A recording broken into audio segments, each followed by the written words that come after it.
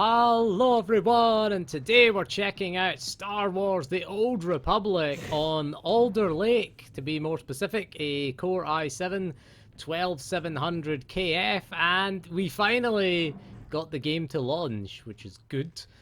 So the weird thing is, once you get over the launcher issues, which they patched prior to the expansion, I am recording this prior to the expansion, I will point out. So running around your what is it, your stronghold, nothing much going on. They're all static objects, and this is it loading from a Gen 4 SSD because I reinstalled the game.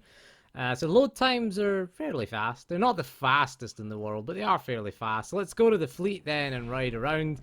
I did upload the Crucible of Excellence PvP video, which just used the E-cores. So we are, let's see where we are with this in Process Lasso.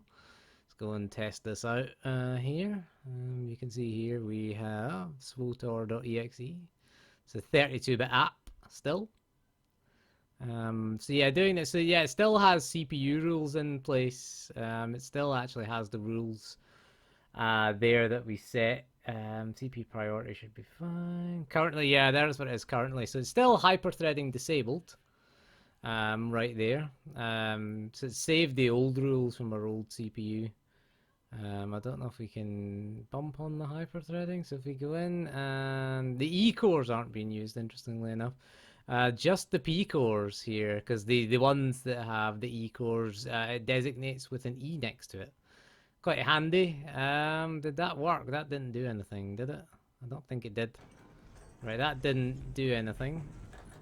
Yeah, it is running hyper-threading though, weirdly enough, because it is using other cores. The frame rate is a lot better now, and the stuttering is still there a little bit, but it's not too bad, as you can see here with the frame time. It's still up and down. We're running unlimited frame rate, but the frame rate is a hell of a lot better, and there's not those big swings in frame rate. We are running an unlimited FPS, so the frame time will move up and down a little bit as everything goes. So we go around the fleet here.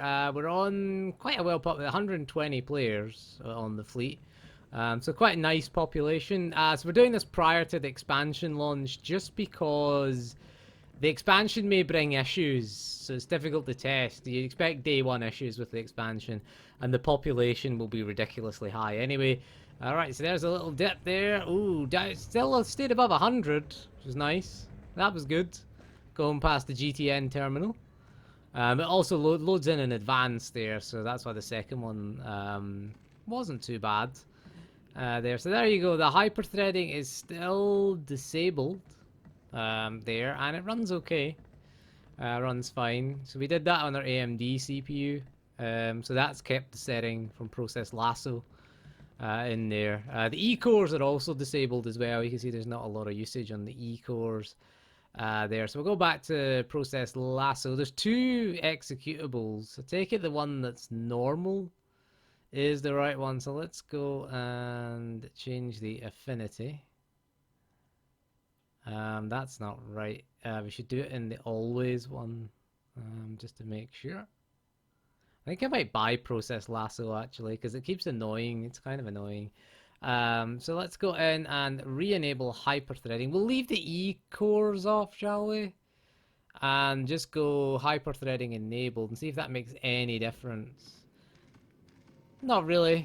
It's not really making a huge difference. The frame rate did take a dip there when we went over to the cargo holds. There's a lot of players gathered there.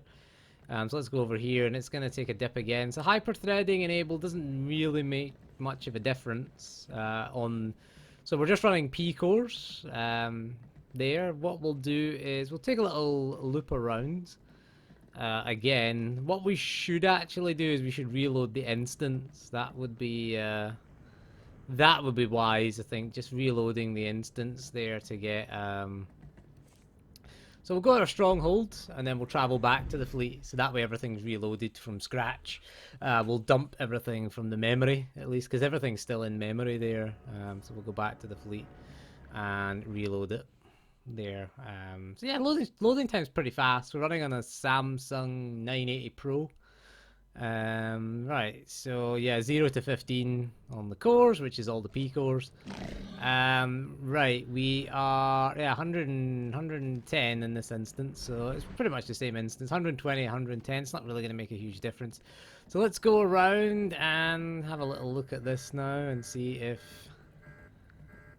it's running quite well. I mean, it's running reasonably well. The frame rate is pretty good.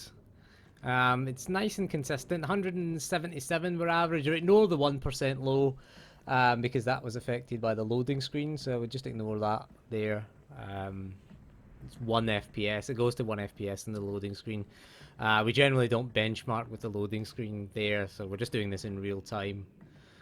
So we can ignore that. So 177 is not bad. There you can see the big spike as it loaded in and everything. Not as big a dip though. Not as big a dip. That's pretty good. So yeah, the performance is satisfactory, we would say, in SWTOR. We did try it in PvP, but we did try it with just the E-cores, just for fun. Let's go up here again and see. This is where it dips big time here. This is where there's a lot of players gathered here.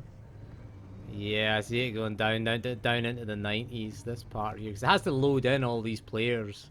And all their costumes and mounts, etc. And running on the mount, because it increases your movement speed, it has to do it faster.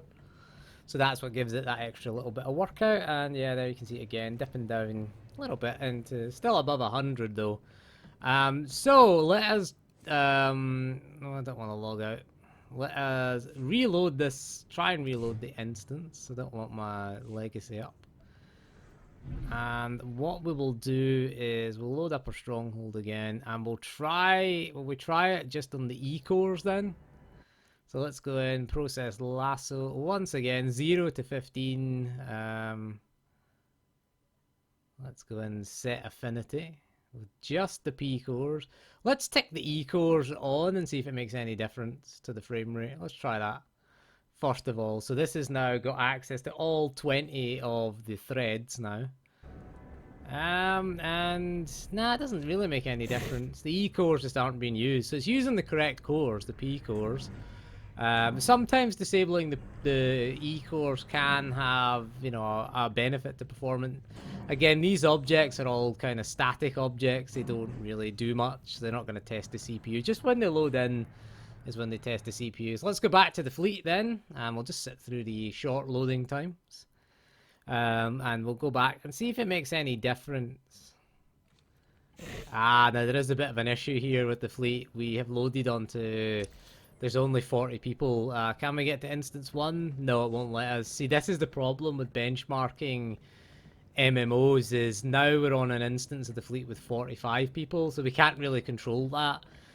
So the performance will obviously be better because there's just less people here. There's only 40 people here, as opposed to there was 120 the first time and 110 the second time. So that's not much of a difference, but going from 110 to 40 is a big difference. So you can see here we're running around and there's no drops. There's only one person there at the GTN terminal because we're in instance 2 of the Republic fleet. That is a shame. That is a shame. We can maybe try and see if we can get back into the Republic fleet. Well, let's try and do that and see if we can get back to instance 1. I doubt it, because if that's full, let's see what it'll do now. It's a good test for the loading times, though. Short is the answer. There you go. Yeah, no, we're still there. 55 now, so it's not any better. We're still instance 2. That is a shame, though. We can't really benchmark it.